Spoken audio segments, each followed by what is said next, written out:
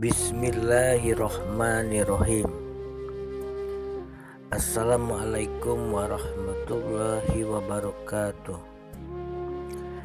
Salam sejahtera bagi kita semua pemirsa channel YouTube Om Herman dimanapun Anda berada, dan semoga kita selalu diberkahi oleh Allah Subhanahu wa Ta'ala. Sebelum kita masuk dalam pembahasan video, jangan lupa terlebih dahulu untuk menekan tombol like, subscribe, dan menyalakan lonceng notifikasi agar kalian semua dapatkan info video terbaru dari channel YouTube Om Herman. Dan jangan lupa juga untuk menuliskan komentar-komentar kalian pada kolom komentar yang telah disediakan. Kalau sudah, mari kita masuk dalam pembahasan videonya. Video kali ini membahas tentang pentingnya memahami iman dan ujian keimanan. Iman dalam ajaran agama Islam dijelaskan dalam dua macam keilmuan, yaitu ilmu fikih dan ilmu tauhid. Dalam ilmu fikih, iman dibahas dalam rukun iman yang disajikan sebagai ilmu pengetahuan tentang agama Islam yang biasa diajarkan dalam mata pelajaran di sekolah. Isi dari rukun iman tersebut adalah sebagai berikut. Yang pertama, iman kepada Allah Subhanahu wa Ta'ala. Yang kedua, iman kepada Nabi dan Rasul. Yang ketiga, iman kepada malaikat. Yang keempat, iman kepada Al-Quran.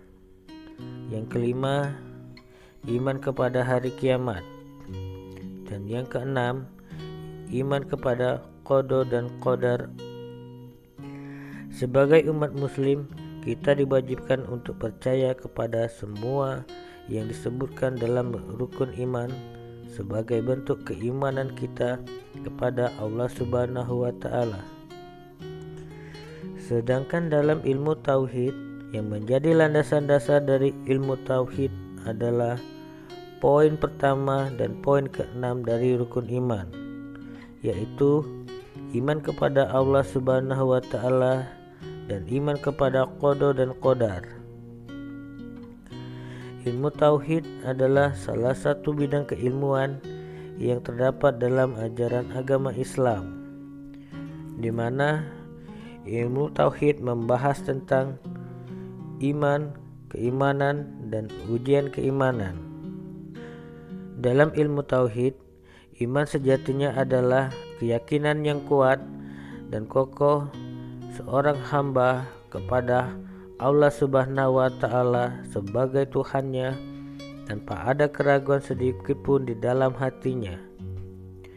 Sifat hati yang kuat dan kokoh seperti ini dalam beriman kepada Allah Subhanahu wa Ta'ala disebut dengan keimanan sejati, di mana untuk mendapatkan tingkat keimanan seperti ini haruslah lulus dari setiap ujian keimanan yang diberikan oleh Allah. Ujian keimanan itu sendiri berupa ujian hidup atau masalah-masalah hidup dalam kehidupan kita. Contohnya, masalah ekonomi dan keuangan, masalah kesehatan, masalah keluarga, masalah rumah tangga, dan lain sebagainya. Berikutnya, kita akan membahas tentang qada dan qadar, di mana qada dan qadar ini berhubungan dengan ujian keimanan yang Allah berikan kepada hamba-hambanya.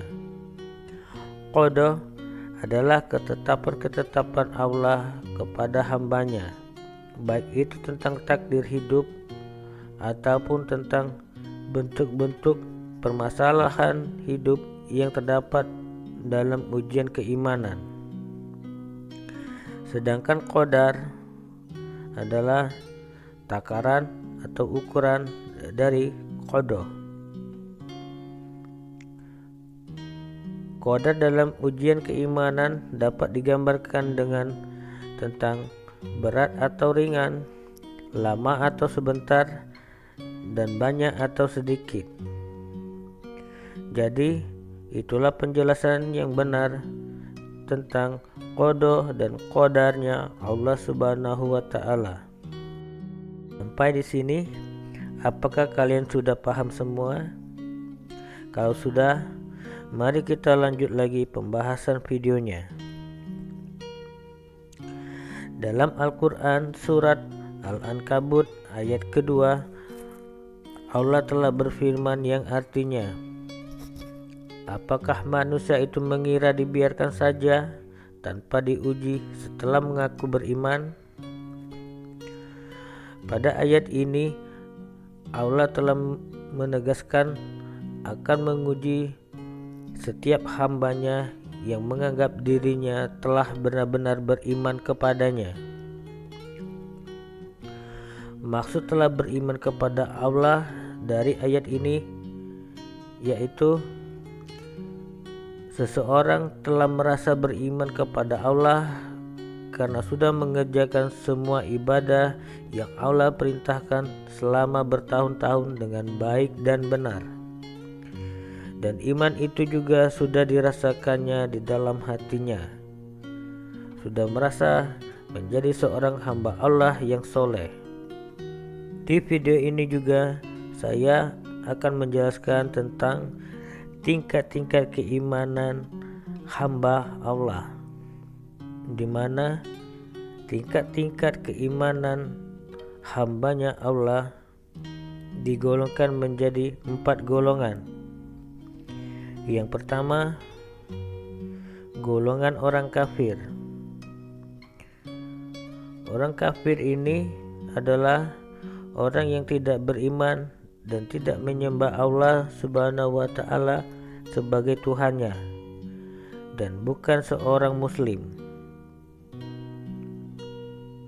Yang kedua, golongan orang munafik. Orang munafik ini adalah seorang muslim dan menyembah Allah sebagai Tuhannya. Orang munafik ini hampir sama dengan orang kafir. Bedanya, kalau orang munafik dia adalah seorang muslim, sedangkan orang kafir adalah orang yang tidak menyembah Allah atau bukan seorang muslim. Tetapi orang munafik ini sifat dan tingkah laku perbuatannya sama seperti orang kafir yang senang berbuat dosa dan suka menzalimi orang lain. Ketiga, golongan orang soleh. Orang soleh adalah seorang muslim yang taat dalam beribadah kepada Allah, baik kepada orang lain, baik secara perbuatan ataupun secara perkataan. Seorang hamba Allah yang soleh memiliki tingkat iman yang baik kepada Allah dan biasanya sudah merasakan iman tersebut di dalam hatinya. Keempat, golongan para kekasih Allah. Seorang kekasih Allah pastilah sudah memiliki tingkat keimanan yang tinggi kepada Allah, karena imannya orang seperti ini sudah diuji oleh Allah berkali-kali, dari ujian yang ringan sampai ke ujian yang berat pun sudah dijalaninya, dan sudah berkali-kali pula dia lulus dari ujian Allah. Tingkat keimanan yang tinggi, kuat dan kokoh seperti ini adalah imannya seorang nabi atau seorang wali Allah. Itulah penjelasan tentang tingkatan keimanan yang dimiliki oleh hamba-hamba Allah. Dari penjelasan tentang tingkat keimanan ini, kita sudah bisa mengetahui tingkat keimanan kita sendiri seperti apa, dan kita termasuk dalam golongan orang yang mana. Kalau sudah tahu jawabannya, mari kita lanjut ke pembahasan videonya. Selanjutnya, saya akan menjelaskan tentang ujian keimanan. Yang pertama yang akan saya jelaskan adalah tentang apa maksud dan tujuan Allah memberi ujian keimanan kepada hambanya. Allah Subhanahu wa Ta'ala sebagai zat Tuhan yang Maha Agung dan Maha Berkuasa di seluruh penjuru alam semesta ini, baik di dunia maupun di akhirat, memiliki maksud yang baik kepada seluruh hambanya dalam memberikan ujian keimanan. Yang dimaksud dengan hamba Allah adalah seluruh manusia yang hidup di dunia ini, baik dari Nabi Adam alaihissalam sebagai manusia pertama yang hidup di dunia ini, sampai dengan manusia terakhir yang hidup di dunia ini, di mana Allah Subhanahu wa Ta'ala sebagai pemilik tunggal dari alam semesta ini beserta isinya. Maka dari itu, hanya Allah Subhanahu wa Ta'ala lah yang memiliki hak untuk menjadi Tuhan dan hak untuk berkuasa. Itulah arti dan makna yang sebenarnya dari kalimat tauhid, yaitu la ilaha illallah. Dalam menjalankan tugasnya sebagai Tuhan di alam semesta ini, Allah melakukannya dengan ikhlas, bijaksana, dan dengan penuh rasa tanggung jawab. Intinya, semua yang dilakukan Allah sebagai Tuhan dilakukannya dengan penuh kasih sayang kepada hambanya. Meskipun pada kenyataannya banyak sekali di antara hamba-hambanya Allah yang tidak beriman dan tidak menyembah Allah sebagai Tuhan yang pantas untuk disembah.